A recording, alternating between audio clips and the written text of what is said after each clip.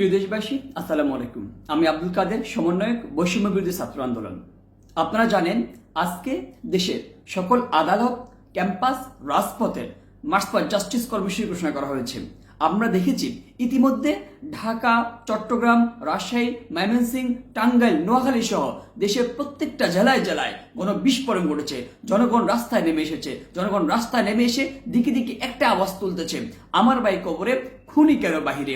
আমরা দেখেছি আমাদের যে শিক্ষক, আমাদের অভিভাবক, আমাদের ঢাকা বিশ্ববিদ্যালয়, বুয়েট, চট্টগ্রাম, আমরা দেখেছি ময়মনসিংহ বিশ্ববিদ্যালয়গুলোতে দেশের প্রত্যেকটা বিশ্ববিদ্যালয়ের শিক্ষকরা আমাদের পাশে এসে দাঁড়িয়েছেন, আমাদেরকে অভূতপূর্ব সমর্থন দিয়ে যাচ্ছেন।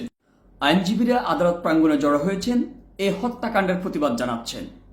দেশের আপামর জনতা রাজপথে নেমে এসেছেন এবং এই নির্মম হত্যাকাণ্ডের প্রতিবাদে সামিল হয়েছেন।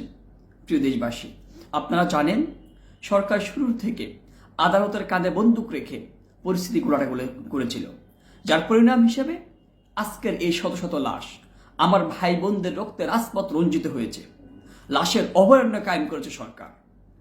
আমরা দেখেছি এখনো যে গণগ্রেপ্তার, যে নির্যাতন, নিপীড়নের স্টিমরোলার চালাচ্ছে, সেখানেও সরকার আদালতকে ব্যবহার করেছে। আমরা দেখেছি 17 বছরের শিশুকে 7 দিনের রিমান্ড দেওয়া হয়েছে। অথচ এই আদালত, এই বিচার ব্যবস্থা আমাদের দেশবাসী আস্থার জায়গা। আমরা আদালতের এই লজ্জাজনক ভূমিকার তীব্র নিন্দা জানাই। প্রিয় দেশবাসী, শহীদেরা আজ আমাদের দিকে তাকিয়ে আছে। আজীবনের জন্য পঙ্গুত্ব বরণকারী বাইরা তাকিয়ে আছে। আমরা সেই হত্যাকাণ্ডের বিচার নিশ্চিত করব ইনশাআল্লাহ। এই ক্ষেত্রে জাহাঙ্গীরনগর বিশ্ববিদ্যালয়ের গোলাম রাব্বানী স্যারের একটা কথা প্রাসঙ্গিক, আমরা যদি মরার জন্য সবাই এক হই, তাহলে আমরা কেউই মরব না, আর যদি বাঁচার জন্য আলাদা হয়ে যাই, আমরা কেউই বাঁচব না।